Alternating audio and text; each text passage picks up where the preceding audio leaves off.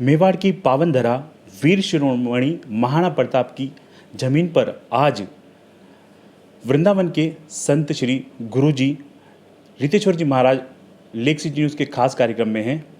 उनसे जानेंगे कि वह उदयपुर पधारे हैं, मेवाड़ की मिट्टी में पधारे हैं, क्या कुछ उनका रहने वाला है। सबसे पहले लेक सिटी न्यूज़ में आपका स्वागत है जी। नमस्कार, प्रणाम। यह मिट्टी मेवाड़ की मिट्टी कहलाती है, वीरों की मिट्टी कहलाती है, वीरों की भूमि कहलाती है, स्वाभिमान की कहलाती है। आज आपका यहाँ पदार्पण हुआ, यहाँ आना हुआ है, क्या कुछ कहना चाहेंगे?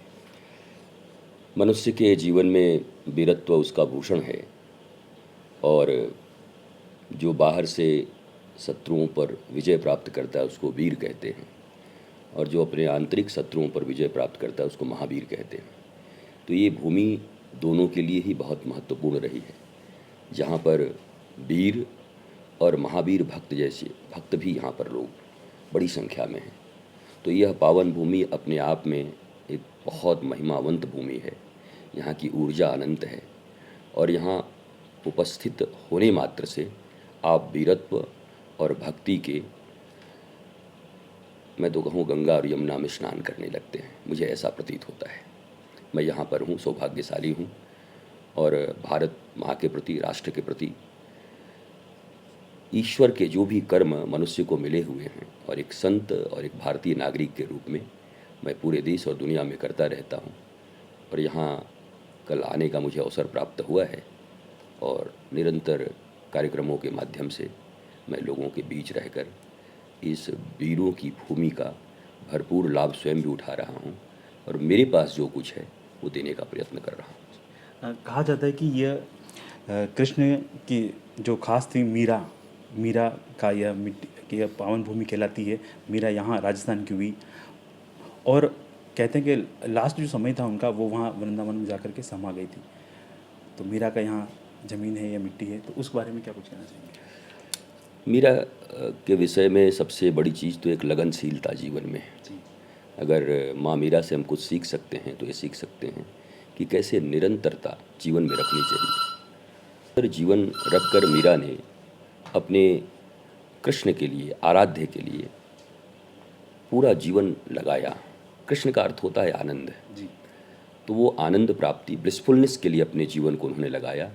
और एक बड़ी प्यारी बात है, मीरा बचपन से ही श्री कृष्ण को प्रेम करती, पर जब उन्होंने गुरु रूप में पाया जिस किसी को भी, तो उनके कलम चल उठे और उन्होंने लिखा कि पायोरी मैंने नाम रतन धन पायो, वस्तु अमोलक दीन मेरे सतगुरु ने। जिस अमूल्य वस्तु की मैं चाहत रखती थी वो मुझे अब मेरे सदगुरु ने दिया है और मैं बहुत हर्षित हूँ। तो ये इस बात का इंडिकेशन है प्रत्येक जीवन के लिए और मानव के लिए कि सदगुरु और गुरु के बिना, the living master, living ideal के बिना, आप भगवत क्षेत्र में हो, राष्ट्र की सेवा के क्षेत्र में हो या सेल्फ रियलाइजेशन जिसको आत्म अनुभूति कहते हैं, किसी भी क्षेत्र में हो, तो आपको एक मास्टर की ज़रूरत होती है, गुरु की ज़रूरत होती है। मीरा जी से एक चीज़ और सीखते हैं हम कि ऐसा सुना है कि कबीर जब उनको देखने के लिए गए तो लोगों ने कहा, अच्छा वो बाबरी मीरा को ढूंढ रहे हो, पगली को? हाँ। जब अंदर गए तो सास ने कहा, अच्छा वो कुल नासिनी जिसने मेरे कुल का नाश कर दिया। उनके विषय में लोगों के राय बहुत अच्छे नहीं थे, पर लोग कहे मेरा भाई बाबरी, सास कहे कुल नासी रे, कबीरा भीतर जाई के देखा तो पग घुंघरू बांध मेरा नाची रे। अर्थात कबीर ये कहना चाहते थे कि मीरा की ज़िंदगी लोगों के ऊपर निर्भर नहीं थी। मीरा के रिमोट दूसरों के हाथ में नहीं थे, वो रिमोट अपने हाथ में आत्मज्ञान का रखी थी। इसलिए इतने लोगों के विरोधी वचन होने के बाद भी जिस सत्य, प्रेम, आनंद की खोज में वो थीं, वो आनंद के साथ कर रही थीं। लोग उनके बारे में क्या कहते थे उससे उनको कोई फ़र्क नहीं पड़ता।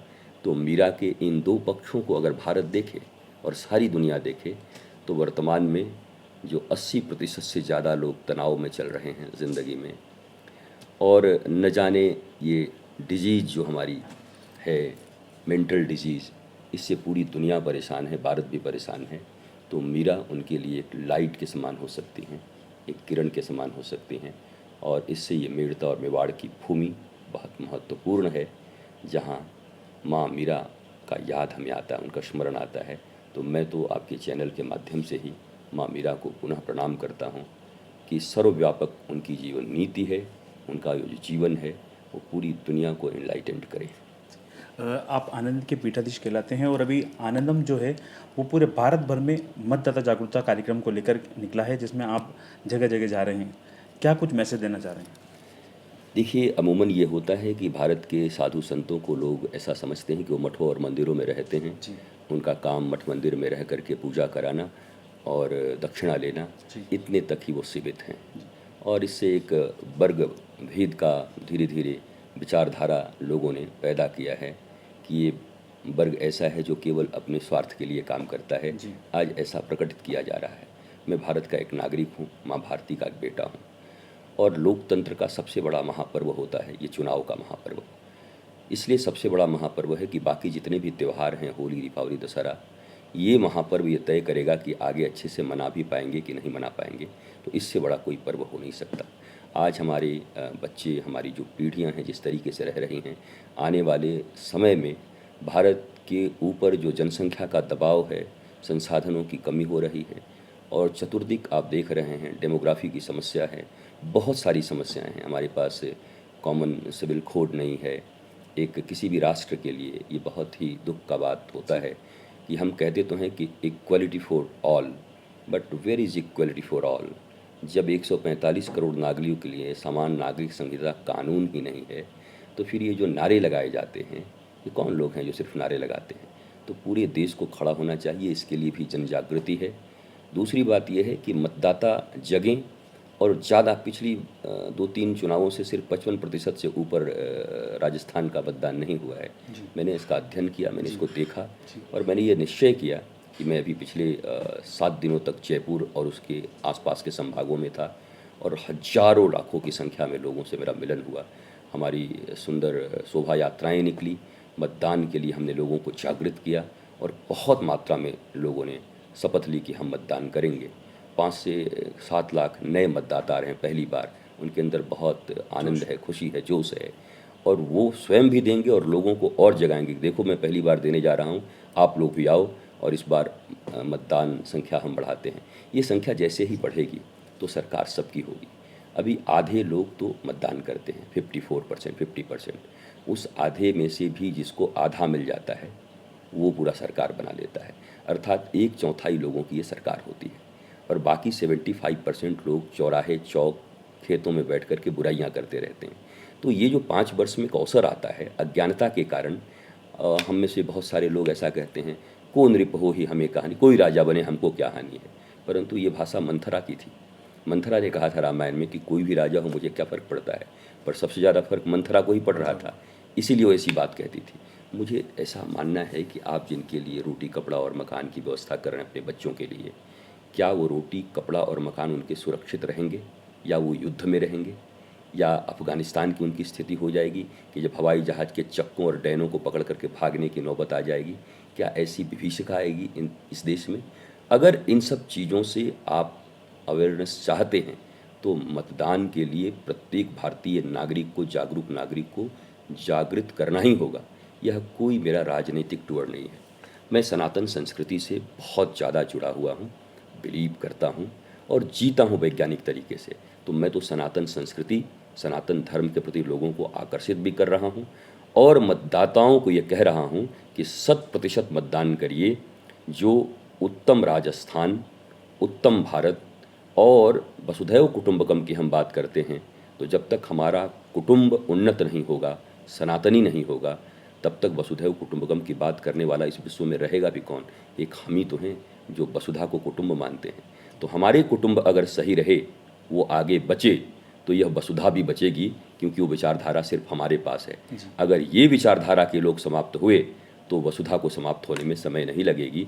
इसलिए जब कोई सनातनी सड़कों पर निकलकर, मंदिरों में रहकर, या चुनावों में भी निकलकर वो प्रचार भी करता है, तो आप ये समझ लेना कि वो वसुधा के पीड़ा से पीड़ित होकर के वसुधैव कुटुंबकम के मार्ग पर सबको जागृत करने के लिए निकला है, और मैं भी वही कर रहा हूँ इस मेवाड़ के क्षेत्र में। राजस्थान की बात करें तो राजस्थान में किस तरह की सरकार होनी चाहिए, और अगर सरकार होती तो किस तरह से गठबंधन होगा, किस तरह से होगा, आप क्या मानते हैं आने वाले समय में? देखिए, एक बड़ा अच्छा प्रश्न है कि लोग ऐसा समझते हैं कि साधु को राजनीति के विषय में बात करनी चाहिए कि नहीं।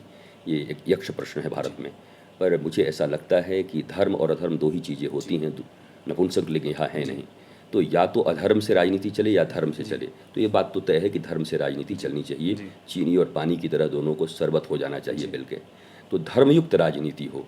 अब धर्मयुक्त राजनीति में जो मानवीय संवेदनाओं का संवर्धन करे, जो वास्तव में 145 करोड़ लोगों के लिए सोचे, जो बाह्य विकास ही नहीं आंतरिक विकास की ओर भी ध्यान रखे, क्योंकि बाह्य विकास के चरम पर पहुंच करके भी वेस्टर्न कंट्री आज वृंदावन और काशी में आकर के हरे कृष्णा करके वो रसियन आके सब नाच रहे हैं। क्यों नाच रहे हैं? क्योंकि आंतरिक विकास नहीं हुआ और भौतिकता के उस चरमता पे पहुंचने के बाद भी उन्हें पता चला कि मैंने पाया तो सब कुछ पर मिला मुझे कुछ नहीं। अब वो भारत की तरफ आ रहे हैं और भारत इसका जन्मदाता है, भारत सोर्स है। तो भारत ये प्रयत्न करे कि हमारा बाह्य विकास भी हो और आंतरिक विकास भी हो। अगर ये दोनों विकास होगा, हमारे पास जीवन की विद्या और जीविका की विद्या दोनों होगी, तभी हम विश्वगुरु थे, सोने की चिड़िया थे। और पुनः जब जीवन और जीविका दोनों की विद्या से हम उच्च रूप से उस लक्ष्य को मान करके उसको अपनाएंगे तो पुनः विश्वगुरु बन जाएंगे। अब राजस्थान की बात आपने पूछी है। राजस्थान भारत का एक अंग है, वीरों की भूमि है, यह भक्तों की भूमि है। और मुझे लगता है आज अगर आपको दो भागों में किसी भी देश को या समाज को बांटना है तो सिर्फ संपन्न और विपन्न, ये दो ही वर्ग मैं मानता हूँ। एक वर्ग विपन्न है बाहर से भी और एक वर्ग विपन्न है अंतर से। तो इन दोनों के ऊपर वर्क होना चाहिए। सरकारों का सिर्फ ये काम नहीं कि सड़कें बनाएं और पानी, ये तो तुरंत कर देना चाहिए उनको। ये करने में पता नहीं इतने साल क्यों, 75 साल क्यों लग गए। ये तो व्यवस्था तुरंत करनी चाहिए। ये व्यवस्था होने के बाद व्यक्ति को जीवन जीने की विद्या देनी चाहिए, जिससे यही व्यक्ति पूरी दुनिया में निकल करके सबको मानवता का पाठ पढ़ा सके। जो पेट से ही भूखा रहे वो मानवता का पाठ कैसे पढ़ाएगा? तो पहले इन बेसिक समस्याओं को दूर करके भारत को विश्वगुरु बनने की ज़रूरत है। राजस्थान में राष्ट्रवादी, सनातन संस्कृति से प्रेरित और सनातन संस्कृति और धर्म की रक्षा करने वाला, क्योंकि यह वसुधैव कुटुंबकम की बात करता है, मानवता की बात करता है, ऐसी सरकार का यहाँ निर्माण हो। और इस सरकार के निर्माण के लिए भारी संख्या में निकल करके लोग मतदान करें। मैं यही चाहता हूँ कि राष्ट्र के प्रति जिनके हृदय में प्रेम हो, राजस्थान के प्रति जिनके हृदय में प्रेम हो, जिनके हृदय में राजस्थान के उन्नयन और उन्नति के सिवा और कोई स्वप्न न हो, ऐसे लोग इस राजस्थान में आएँ। और राजस्थान को भारत का अभिन्न अंग है ही। राजस्थान का विकास भारत का विकास है और भारत का विकास पूरी पृथ्वी का विकास है। वृंदावन में निकुंज वन एक जगह है, क्या है वो दर्शक जानना चाहते हैं? एक बहुत प्यारा स्थान है, वृंदावन नाम है, पर आज वृंदावन मुंबई हो गया है जी। फ्लैट्स हो गए हैं बड़े बड़े, 25-25 मंजिल के, 20-20 मंजिल, चारों तरफ जिधर देखेंगे कंक्रीट का जाल बिछ गया। नाम था वन और हो गया कंक्रीट का जाल। तो मध्य मीड वृंदावन में हमने एक बड़ा सा जगह बचा के रखा। यद्यपि उस जगह पर अगर आज हम भी बिल्डिंग बनाएं तो पता नहीं हम कितने बड़े बिल्डर बन जाएं, पर हमने एक भी वहाँ पर कंक्रीट के काम नहीं होने दिए। जो लताएं हैं, पताएं हैं, उन सब को संरक्षित किया। वृंदावन के वृक्षण को मरम न जाने कोई, जहाँ डाल डाल और पात पात पर श्री राधे राधे हुए। वहाँ प्रतिदिन हजारों दीपक जलाए जाते हैं संध्या को। आपने दीपावली एक दिन देखी होगी जो भी आने वाली है, पर हमारा वो श्री लाडली निकुंजवन आनंदम धाम का एक स्थान, वहाँ प्रतिदिन दीपावली होती है। भारतवर्ष के हजारों लोग रोज वहाँ आते हैं।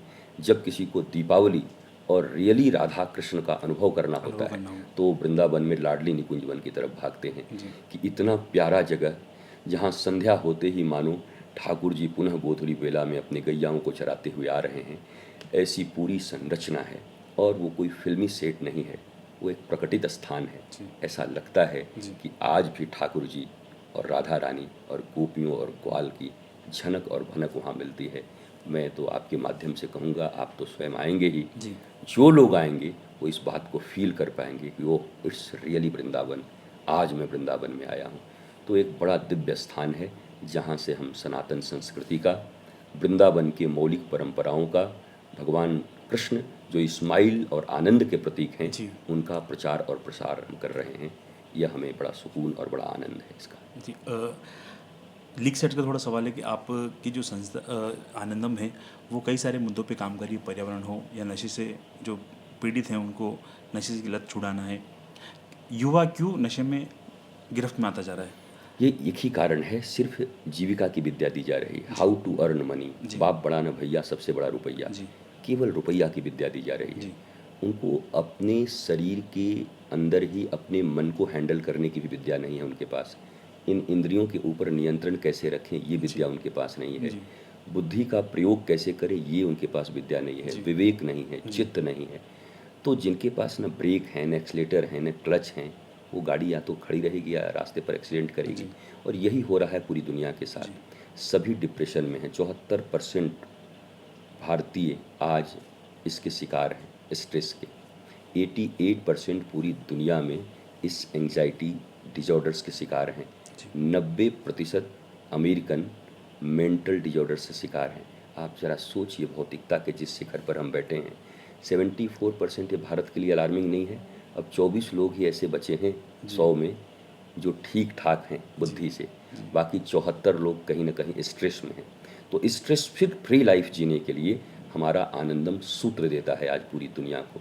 और उससे मैंने देखा है कई लोग तो दवाइयाँ छोड़ करके भी केवल इस सूत्र से हमारी ब्लिसफुलनेस का जो मंत्र है हमारे पास कि हम कैसे ब्लिसफुल लाइफ जी सकते हैं, और वो उससे जुड़ रहे हैं, उनको बड़ा लाभ हो रहा है। और वो यही है कि हम जीविका की विद्या से जीवन की विद्या को भी सीखने लगें। रेल की पटरी की तरह दोनों विद्याएं बराबर चलें और ये मैकोले की शिक्षा व्यवस्था जल्दी समाप्त हो और सनातन संस्कृति जो गुरुकुलम की पद्धति थी और अभी जो एडवांस टेक्नोलॉजी है, चाहे वो कंप्यूटर साइंस है, इन तीनों को भी मिलाया जाए और एक फ्यूजन विद्या का निर्माण किया जाए। और ये फ्यूजन विद्या ही भारत के लिए गेम चेंजर होगा और पूरी दुनिया के लिए। और सनातन संस्कृति और आधुनिक संस्कृति का विकास होगा और मनुष्य जीविका और जीवन दोनों की विद्या को लेकर के भारत को जीवन भर याद करता रहेगा कि जब हम सब डूब रहे थे डिप्रेशन में तो भारत फिर एक दीपक बन करके हम लोगों को प्रकाश दिया। और मैं वही काम कर रहा हूँ, हमारी संस्था वही काम कर रही है। जल संवर्धन पर काम कर रही है, पर्यावरण के लिए काम कर रही है, नशा मुक्ति के लिए काम कर रही है। सबसे बड़ी चीज़ कि जो स्ट्रेस है, आप स्ट्रेस फ्री लाइफ कैसे जी सकते हैं उसके लिए काम कर रही है। कि करोड़ों रुपया होने के बाद भी लोग दौड़ रहे हैं कि मुझे स्ट्रेस फ्री लाइफ चाहिए, इसके लिए हम काम कर रहे हैं। और इसीलिए पूरी दुनिया में यूथ्स का एक बड़ा समूह हमारे साथ जुड़ा हुआ है। आप पूरी दुनिया के किसी भी कोने से देखें, हर जगह के यूथ हमसे जुड़े हुए हैं और हम ऐसे ही उनके स्ट्रेस फ्री लाइफ जीने के मंत्रास देते रहते हैं, ट्रिक्स देते रहते हैं और वो अच्छा होते हैं और वो फिर हमसे जुड़ जाते हैं। दीप से दीप जलाते चलो, प्रेम की गंगा बहाते चलो, फिर वो आगे उस दीप को जलाते हैं। सर 5-6 महीने पहले की बात है, एक चमत्कार हुआ था कि आपको कैंसर जैसा कुछ डॉक्टर्स ने बताया था और वो चमत्कार में एक सफलता पाई आपने, वो ख़त्म हो गया। किस तरह से ये हुआ, थोड़ा वाकया हमारे दर्शकों को देखिए, प्रत्येक व्यक्ति के शरीर में कैंसर के सेल्स होते हैं जी। अगर विज्ञान की दृष्टि से आप देखें तो। पर एक जगह पर जब वो जमा हो जाते हैं वो स्कैटर्ड होते हैं, अलग अलग अलग अलग। शत्रु जब अलग अलग रहते हैं तो उतना ज़्यादा नुकसानदायक नहीं रहते, पर जब एक जगह आ जाते हैं तो फिर वो हमला करने लगते हैं। ऐसी कोई स्थिति उत्पन्न हुई और भारतीय परंपरा, सनातन परंपरा, आयुर्वेद की परंपरा और मैं सब कह सकता हूँ रियली जो रियल स्पिरिचुअलिज्म की शक्ति होती है, आध्यात्मिक शक्ति, और बहुत सारी यौगिक क्रियाएं हैं जिह्वा और तालु के संयोग से, जो कभी कहा जाता था कि अमृत का संचरण होता है, तो वो शिव संहिता में इन सब चीज़ों का विवरण है। तो ज्ञान के अभाव में आज हम छोटे छोटे रोगों से भी मारे जा रहे हैं। अगर हम अपने प्राचीन ज्ञान को पुनः से लें और उन शास्त्रों को फिर से पढ़ें और उसको डिकोड कर सकें, हम डिकोड नहीं कर पा रहे हैं। उसमें जो लिखा हुआ है हम सीधे सिर्फ अनुष्ठान कर ले रहे हैं, नमः शिवाय कर ले रहे हैं। बट बहुत सारी चीज़ों को अगर डिकोड कर पाएँ तो ऐसी कोई बीमारी नहीं मुझे लगता है जिसका उपाय इस शरीर के भीतर ही नहीं है और प्रकृति में नहीं है। प्रकृति से हम बने हैं, हमारे भीतर प्रकृति है, त्रिगुणातीत प्रकृति, और वही त्रिगुण प्रकृति बाहर है। क्षितिज जल पावक गगन समीरा, इन पंच तत्वों से हम बने हैं। पंच तत्वों का बैलेंस जैसे ही हम कर लेते हैं तो दुनिया की कोई बीमारी, और कैंसर को बहुत हुआ बनाया गया, बहुत ज़्यादा, और इसके नाम पर तो अरबों के व्यापार हो रहे हैं, भय का व्यापार हो रहा है। मैं फिर कहता हूँ, हमारे आयुर्वेद के पास और हमारे सनातन जीवन पद्धति के पास दुनिया का कोई रोग हो, चाहे मानसिक हो चाहे शारीरिक हो, दैहिक दैविक भौतिक तापा, राम राज काहू को न व्यापा, अर्थात वो राज्य जिसमें ज्ञान की पूछ हो, रियल नॉलेज की, वहाँ पर ये बाधाएं आपको कभी रोक नहीं सकते। और मैं राधा रानी और भगवान श्री कृष्ण और अपने गुरु की कृपा मानता हूँ कि मैं पुनः स्वस्थ हूँ और स्वस्थ होकर इस देश की और मानवता की सेवा कर पा रहा हूँ। सर, मैंने आप काफ़ी नेट पे सर्च मारा था, उसमें एक बात ये आई थी कि आप जब तप करते हैं या तप किया आपने, तो उसमें आप राधा रानी के आपको दर्शन लाभ हुए थे। कैसा भाव रहा उस वक्त? ये एक ऐसा विषय है जिसको मैं समझता हूँ ये आंतरिक ही रहता है सबके लिए कि राधा तत्व क्या है, कृष्ण तत्व क्या है। और तब ऐसा है कि आप अपने भीतर में ही उनके साथ कनेक्ट होते हैं, आत्मा के साथ कनेक्ट होना, जी ब्लिसफुलनेस की उस चरम सीमा तक पहुंचना जी जहाँ से फिर वापस नहीं आया जाता। और हम अपनी उस मस्ती में, उस आनंद में पहुंच जाते हैं जहाँ बाहर व्यवहार के तौर पर हम लोगों की तरह दिखाई पड़ते हैं, जी पर आंतरिक रूप से हमें कोई स्पर्श नहीं कर पाता। जी वो स्टेज होता है आत्मज्ञान का, जी या आप कह सकते हैं ईश साक्षात्कार का। तो किशोरी जी तो मेरी प्राण है, राधा रानी। जी और राधा नाम इतना पावरफुल है, इतना पावरफुल, कृष्ण नाम और राधा नाम। ये आने वाले समय में मुझे पक्का विश्वास है कि इस नाम से कितने थेरेपी होंगे, कितने इलाज होंगे। इस नाम को लेने मात्र से मनुष्य की शारीरिक और मानसिक कितनी तरीके की व्याधाएं दूर होंगी और मनुष्य आनंदित रह सकता है। जब मैं पूर्णतः राधा नाम में डूबता हूँ तो उस समय मैं भी मैं नहीं रहता। कहते हैं जब मैं था तब हरि नहीं, अब हरि हैं मैं नाही, प्रेम गली अति साकरी, तामे दून समाही। आने वाले समय में राधा नाम संकीर्तन के माध्यम से हम पूरे देश और दुनिया, राजस्थान से ही हम प्रारंभ भी करेंगे, पूरे राजस्थान, देश और दुनिया को जरूर भारी विपदाओं से मुक्त होने का एक की, एक चाबी, एक कुंजी हम जरूर देंगे और इससे विश्व बहुत लाभान्वित होगा। सर, एक छोटा सा सवाल है, कई सारे लोग मुझसे भी पूछते हैं और मैं भी जानना चाहता हूँ कि कृष्ण की जो शादी हुई थी वो रुक्मणी जी से हुई थी, और हर जगह राधा को उनके साथ दिखाया जाता है। ये क्या चीज़ है, क्या? देखिए, मैंने कहा कि तत्व, जब तक बियॉन्ड बॉडी हम कुछ नहीं सोचते। जी पहले हमारा शरीर है, जी फिर इंद्रियां हैं, जी फिर मन है। जी उस मन को तो हम देख भी नहीं पाते, जी पर वही हमको गाइड कर रहा है। जी उसी मन के कारण हम खुश भी रहते हैं, उसी के कारण हम डिप्रेशन में भी जाते हैं। तो ये बियॉन्ड बॉडी है, इसको सिर्फ बॉडी लेके नहीं सोचा जा सकता। जी अविरल कृष्ण प्रेम की धारा को ही राधा रानी कहते हैं। जी कृष्ण प्रेम की वो धारा जो कभी टूटती नहीं है, उनको राधा रानी कहते हैं। और एक सिर्फ स्त्री और पुरुष के रूप में अगर उनको देखेंगे, तब भी आप देखें कि अगर, चलो एकदम भौतिक तौर पर भी आप देखो कि भगवान को प्रेम था, तो भगवान कृष्ण और राधा रानी, भगवान 11.5 साल तक ही तो रहे ब्रज में। तो 8 साल से 11.5 साल तक के एक बच्चे में कितनी काम भावना आ सकती है, जी कौन कौन सी भावना, जबकि उस समय की आयु बहुत बड़े होते थे। जी आप कितने 100 साल तक जी जाते थे। जी जी अब तो एज की जो प्रोटोकॉल है वो काफ़ी कम हो गई है। तो उस समय की आयु में हम किन किन चीज़ों को लेते हैं, भगवान का चीर हरण करना, जी उसको इतना बुरा लेते हैं। जी वो भगवान जब बालक हैं, मैं ऐसे ही बोल रहा हूँ, चीर हरण का अर्थ तो ये होता है कि माया का हरण करते हैं, जी वासना का हरण जी करते जी हैं जी भगवान। जी देखिए, सब ये प्रतीक हैं। जी और अद्वैत वेदांत के अनुसार जी ये सब प्रतीकों को बताया गया है जी कि कैसे अपने जीवन में हम द्वैत से अद्वैत की ओर जाएं। परंतु आप फिजिकल ही ले लो, मतलब भौतिक रूप से ले लो, जी तो एक 8 साल का बच्चा, उसके भीतर में वो किसी के वस्त्र को चुराने में कौन सी काम की भूमिका होगी। और अब जरा देखिए कि जब श्री कृष्ण 25 साल के ऊपर हैं, उस समय जब द्रौपदी को नंगा किया जा रहा है, तब उन्होंने इतनी चीर दी कि भरी सभा में जब अपना कोई नहीं था तो भगवान ने उनकी चीर बचाई। बचाई। तो वो चीरदान तो हमको नहीं दिखाई पड़ता उस जवान कृष्ण का, जी। पर एक छोटे से बच्चे का चीर हरण हमको दिखाई पड़ता है। क्या ऐसा नहीं लगता कि ये संस्कृति जिस पर हम इतना गौरव करते थे, अज्ञानता के कारण हम आज राधा कृष्ण की लीला को भी वासना और काम की लीला कह देते हैं। शर्मा जी और वर्मा जी की बेटी आजकल रासलीला कर रहे हैं। What do you mean by Raslila? Raslila का अर्थ है आत्मा और परमात्मा का मिलन, जीवात्मा और शिवात्मा का मिलन। वो परम अवस्था को रासलीला कहते हैं, पर हम साधारण शरीरों के मिलन को रासलीला कह रहे हैं। तो कहीं ना कहीं भारत की भाषा, भारत का आध्यात्मिक शास्त्र, जिसने अपनी मौलिकता खोई है, गरिमा खोई है, जिसके कारण हम अर्थ का अनर्थ करते रहते हैं। सर, वर्तमान में अगर कई पॉलिटिशियन देखा जाए तो सनातन को लेकर कई सारी टिप्पणियां कर रहे हैं, जिसमें सनातन विरोधी भी हैं। इसको लेकर के क्या कुछ मैसेज देना चाहेंगे उन लोगों को? देखिए, जो लोग अपने बॉडी की लाइफ ही सिर्फ जी रहे हैं, जिनका सिर्फ ये एकमात्र लक्ष्य है कि इस देश के संसाधन को अपनी कमाई बनाकर अपने और अपने परिवार के लिए उसका प्रयोग किया जाए, वो तो कल के गए किस देश में और चांद पे कहाँ भाग जाएंगे ये भी पता नहीं है। उनको माँ भारत के मिट्टी से भी क्या लगाव होगा, मुझे इस बात की खबर नहीं है। और जहाँ तक सनातन का विरोध है, सनातन वसुधैव कुटुंबकम मानता है, दया, करुणा, प्रेम, शांति, इसकी चर्चा करता है। इसका विरोध करने वाले तो असुर ही हो सकते हैं ना। पहले भी असुर थे, आज भी असुर हैं, पर जैसे जैसे ज्ञान बढ़ेगा तो असुरत्व तो समाप्त होगी।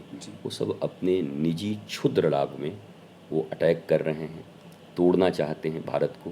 पर मुझे नहीं लगता कि भारत की नौजवान पीढ़ी और अब जो पीढ़ी आ रही है और ये ब्लिसफुल लाइफ को जानना चाहती है, स्ट्रेस फ्री लाइफ जीना चाहती है, तो इनके कुकर्मों को पहचानती नहीं होगी कि ये कैसे दिन प्रतिदिन स्वयं अरबपति खरबपति हो जाते हैं, बड़े हो जाते हैं और इधर ज्ञान देते हैं कि आप लड़ो, आप भिड़ो, आप कास्ट, क्रीड, रिलीजन इसको लेकर के भिड़े रहो। हम रियल आध्यात्म की बात करते हैं और उस आध्यात्म से ही मंगल होगा। तो ऐसे लोगों को बोलने दीजिए, बहुत प्रभावी नहीं हैं। ये आते हैं बीच में और फिर समाप्त हो जाते हैं। सर, देश में दो विचारधारा चल रही है पीठाधीश बागेश्वर धाम को लेकर के। जी, कोई कहता है कि ढोंग है, कोई कहता है कि सत्य है। क्या मानते हैं आप? देखिए, सभी व्यक्ति को भारतवर्ष में अभिव्यक्ति की स्वतंत्रता है। जी वर्तमान समय से और पहले समय से भी सभी अपने अपने मजहबों का प्रचार करते हैं। जी मैं ऐसा मानता हूँ कि आध्यात्म और मजहब में अंतर होता है। जी हमारा देश धर्मनिरपेक्ष नहीं है, हमारा देश पंथ निरपेक्ष है। जी तो अपने अपने पंथ का सभी प्रचार करते हैं और इसके पहले भी बहुत सारे हजारों लाखों लोग जुट करके अपने धर्म का प्रचार करते हुए दिखाए जाते हैं, रोग दूर करते हुए दिखाए जाते हैं। लोगों के भीतर वो तो कितने एक लाख लाख लोग जुटते हैं, कई कई जगह आपने देखा होगा। जी तो अभी हालेलुया एक कोई ऐसा कुछ मैंने देखा रील्स में, मैं तो बस जानता भी नहीं, उनको भी देखा, वो भी लाखों अपना क्रिश्चियनिटी का किसका, कोई इस्लाम का, कोई किसी चीज़ का, कोई। तो वैसे ही वो अपने हिंदू पंथ का और संस्कृति का प्रचार करते हैं। और मेरा ऐसा मानना है कि भारतीयों में सनातन के प्रति अगर एक जोश ही जागृत हो रहा है कि हमें इसको बचाना चाहिए, तो उसके बाद वो उनका काम कर रहे हैं। पर जोश बहुत ज़्यादा दिन तक तब नहीं टिकता जब होश नहीं हो। तो होशवंत जो सनातनी हैं उनको होश जागृत करने का प्रयास करना चाहिए। जब कोई सरकार चलती है तो फिनांस का डिपार्टमेंट अलग होता है, रेल का डिपार्टमेंट अलग होता है। वैसे ही उन्होंने एक मुझे लगता है कि नौजवान हैं और लोगों में सनातन के प्रति कोई भावना भरने का प्रयत्न किया है। और जोश में कभी कभी कुछ इधर उधर हो भी सकता है, कुछ भाषा मिस भी हो सकती है। कुल मिलाकर इतना समझ सकता हूँ कि भारत के प्रति और राष्ट्र के प्रति और धर्म के प्रति लोगों को जागृत कर रहे हैं। पर अब उन होशवंत और ज्ञानवंत ऋषियों का काम है और साधुओं का काम है कि उनको एक सही डायरेक्शन दे सकें। वो जो भीड़ आ रही है उसको सही डायरेक्शन दे करके भारत को पुनः विश्वगुरु बनने में अपना योगदान दे सके। तो अब दो विचारधारा के लोग हैं, कोई निंदा करता है, कोई पक्ष करता है। मुझे तो ऐसा लगता है कि सब में मैं अच्छाई ही देखता हूँ और यही गुण अपने भीतर विकसित करना चाहिए। तो बाकी चमत्कार के लिए मैं इतना ज़रूर आपको कह सकता हूँ अपनी तरफ से कि दुनिया का सबसे बड़ा चमत्कार यही है कि एक व्यक्ति जो दुरावस्था में है, दुर्गुणों से भरा हुआ है और किसी से प्रेरित होकर उसके भीतर अगर सद्गुण आने लगे तो इससे बड़ा चमत्कार और क्या हो सकता है। तो मैं इसको ही चमत्कार मानता हूँ। ये चमत्कार दिन प्रतिदिन भारत में बढ़ता जाए, ऐसा मैं प्रार्थना करता हूँ। जी सर, आज देश के जो पीएम हैं आज उदयपुर में वो संबोधित करेंगे, शाम को उनका प्रोग्राम है और आपका भी आज पूर्ववत प्रोग्राम था, उसके निर्धारित समय के अनुसार आप पधारे हैं। आज क्या कुछ कहना चाहेंगे? इस भूमि पर देश के प्रधानमंत्री भी, क्योंकि देखिए वो किस पार्टी से हैं मैं इससे मतलब नहीं रखता, परंतु देश के लिए चाहे कोई भी देशवासी हो, निश्चित तौर पर देखेंगे जिन्होंने अपने परिवार से ऊपर उठकर और पूरे भारतवर्ष के लिए जो काम उन्होंने किया है, अगर इतना भी हिम्मत नहीं हो सकता आपके जीवन में कि नहीं जी पार्टी का हमसे फेवर हो जाएगा तो पता नहीं लोग क्या कहेंगे, हमारी साधुता कहाँ चली जाएगी। अगर अच्छी चीज़ को अच्छे नहीं कह सकते तो आपको तो मनुष्य कहलाने का भी अधिकार नहीं है। तो देश के वीर प्रधानमंत्री ने धारा 370 से लेकर और इस देश में उन सभी, देखो मुस्लिम महिलाओं के लिए 3 तलाक की बात जहाँ तक, उन्होंने तो सबके सबके विकास की बात की है। अच्छा, कोई भगवान नहीं होता, कुछ न कुछ कमी बेसी रहती है, बट मुझे ऐसा लगता है कि उनके लक्ष्य को देखना चाहिए, उनके मोटिव को देखना चाहिए। मुझे नहीं लगता कि भारत या दुनिया का कोई भी व्यक्ति ये कह सकता है कि प्रधानमंत्री नरेंद्र मोदी का भारत के प्रति मोटिव खराब हो। पहले ऐसे प्रधानमंत्री मुझे लगते हैं जो माँ भारती के प्रति और भारत के स्वाभिमान और भारत के लोगों के लिए 24-24 घंटे भारत के लिए जीने का जिन्होंने संकल्प लिया है। तो ऐसे वीर प्रधानमंत्री भी यहाँ पर हैं और मेरा भी यहाँ पर होना है। अब ये भगवत कृपा है, वो इस माध्यम से लोगों को जागृत कर रहे हैं। चुनाव चल रहा है, चुनाव के प्रचार में हैं और मैं भी पूरे डूंगरपुर के इलाके से लेकर उदयपुर निरंतर सघन जगहों पर जाकर मतदाता जागरण यात्रा, लोगों को जोड़ना, सत्संग करना, ये निरंतर चल रहा है। बड़ी टीम हमारे साथ है, सब कर रहे हैं। तो मैं तो भगवान से ही प्रार्थना करता हूँ और माँ मीरा से कि जो लगन आप में थी वही लगन प्रधानमंत्री नरेंद्र मोदी जी के ऊपर भी बना रहे, कि वो निरंतर भारत माँ की सेवा करते रहें और हम सब निरंतर प्रार्थना करते रहें कि वो स्वस्थ रहें और माँ भारती की सेवा करते रहें। और स्वयं के लिए भी मैं चाहता हूँ कि जीवन के अंतिम श्वास तक मैं भी माँ भारती की सेवा करूँ, मनुष्यता की सेवा करूँ और स्ट्रेस फ्री लाइफ देने में समर्थ हो सकूँ। तो ये बड़ा आह्लाद का विषय है और इसके लिए मैं उनका समर्थन करता हूँ। सर, एक गुरु जी क्लास सवाल है मेरा कि संतों जो लोग हैं वो भी इसमें आ रहे हैं राजनीति में, क्योंकि अभी आपने देखा कि यूपी में जो सीएम है वो कहीं ना कहीं संत हैं और राजस्थान में भी ऐसा सुनने में आ रहा है कि बालक नाथ करके कोई हैं जो अलवर से अभी चुनाव लड़ रहे हैं, तो वो सीएम के रूप में देखे जा रहे हैं। तो संत जो है मार्ग पूरा वो राजनीति में आ रहा है, तो उसको लेकर क्या कुछ? देखिए, पहले हम भारत के नागरिक हैं जी। मैंने कहा भारत के नागरिक हैं, तो उसके अनुसार सबका अधिकार है मतदान का भी, सबका अधिकार है चुनावी प्रक्रिया में संवैधानिक तौर से भाग लेने का। जी। और आपने देखा कि मठों और मंदिरों में सिर्फ बाबा बाबा जिनको कहा जाता था कि अरे ये मठ मंदिर के लोग हैं, ये क्या करेंगे, आज अमेरिका के बराबर की जनसंख्या है उत्तर प्रदेश की, करीब करीब उतने बड़े प्रदेश में लॉ एंड ऑर्डर को पक्का कर दिया। तो एक कुशल प्रशासक भी हैं, सिर्फ बाबा कह के आप इग्नोर नहीं कर सकते और महंत कह के इग्नोर नहीं कर सकते।